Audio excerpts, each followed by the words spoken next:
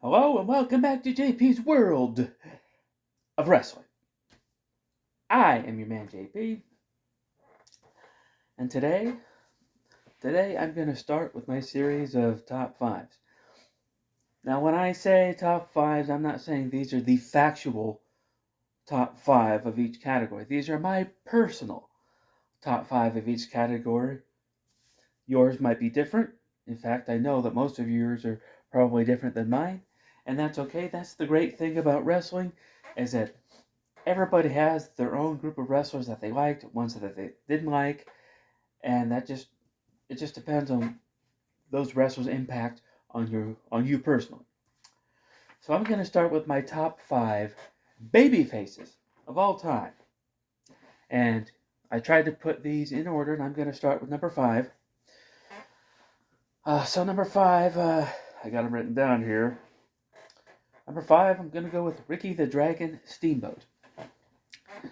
Now, Ricky Steamboat, when I first saw him, I thought he was cool because when I first saw him, he wore these long black tights with these kind of ninja shoes where the toe, like the big toe, was kind of separated, and he wore these ninja shoes and he would do all these like martial art chops and stuff, and he pretty much to me he looked like a ninja.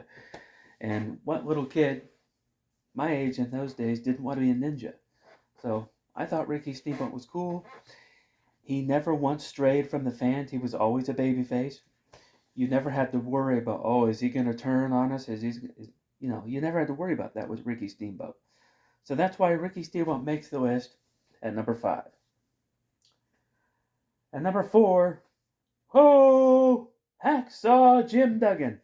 That's right, Hacksaw Jim Duggan makes the list at number four. I always loved watching Hacksaw Jim Duggan, Mr. USA, the guy that would carry a big American flag in one hand and a 2x4 in the other hand, ready to brawl with anybody that had anything negative to say about the good old United States of America.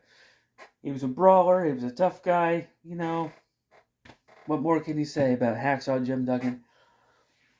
During his whole WWF run, he never strayed from the fans, he never turned heel. I think maybe in Mid-South he might have been a heel at one point.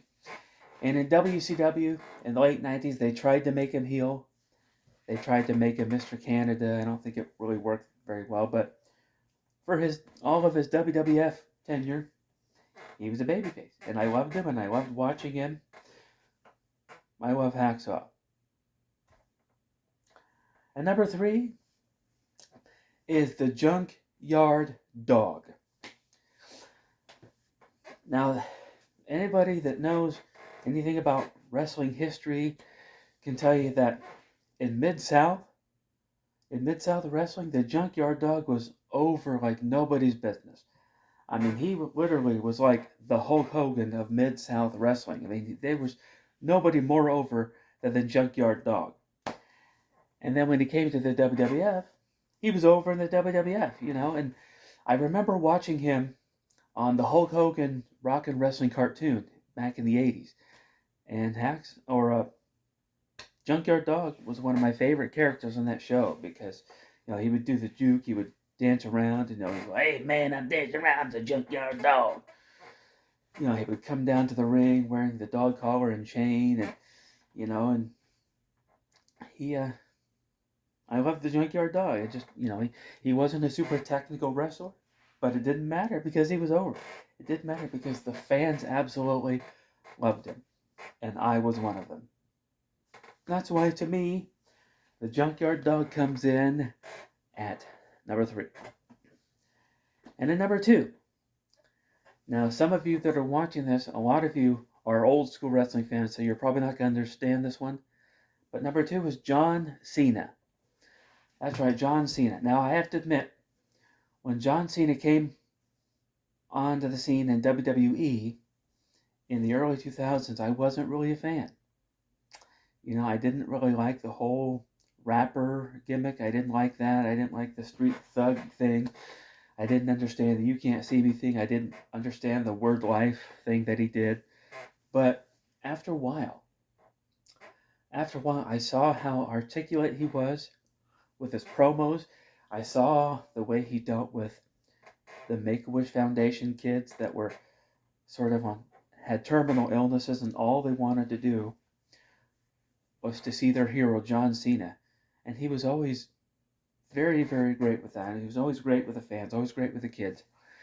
And his outfits were very colorful. Like every so often, he'd come up with a new brightly colored T-shirt and wristbands, and he was his era's Hulk Hogan.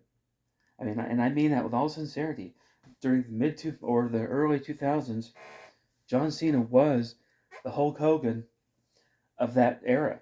I mean, he just was. I mean, he had when I first saw the spinner belt that he did with the U.S. title, I thought, oh man, what a disgrace. Then he did the same thing with the WWE title. He had the little spinner thing in the middle. I'm like, oh man, what a disgrace. But then I realized, well, that fits his character. That fits that whole rapper, street gang, street thug mentality, or that character.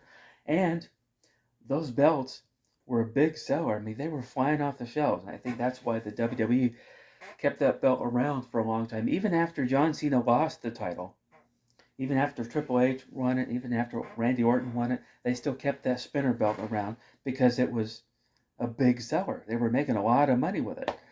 So, and because of his ability to interact with fans and his ability to really light up the faces of little kids when they see him, John Cena makes my top 5 list at number 2.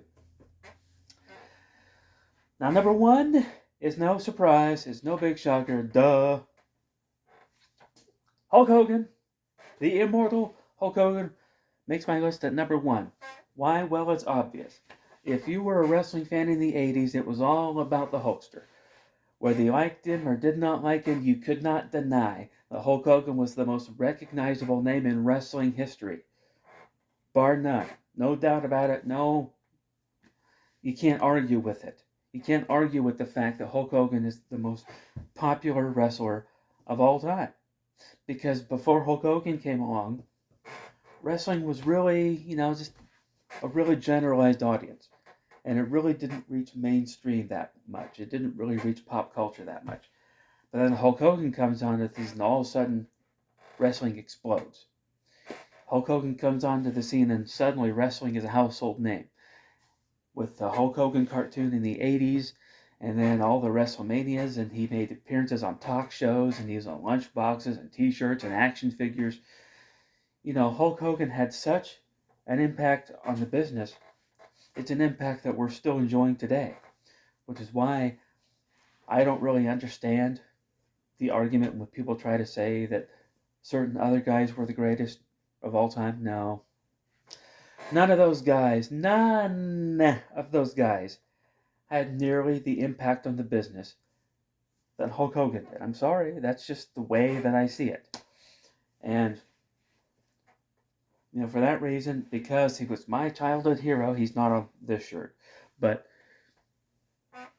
because he was my childhood hero, I'm putting Hulk Hogan at number 1 in my top 5 baby faces of all time. Now, this is mostly from a WWF standpoint. Now, I could have put Sting and other guys from WCW, but I really didn't watch WCW until later on, and I really don't have as many big epic memories watching WCW. I liked it.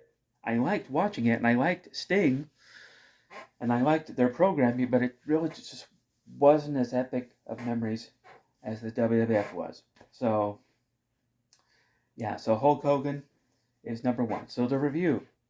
Number 5, Ricky the Dragon Steamboat. Number 4, Oh, Hacksaw Jim Duggan. Number 3, The Junkyard Dog. And number 2, Mr. John Cena. You can't see me. John Cena, I should say. And then, number 1, the immortal Hulk Hogan, of course. So that is going to do it for this video. Keep in mind, this is my top 5.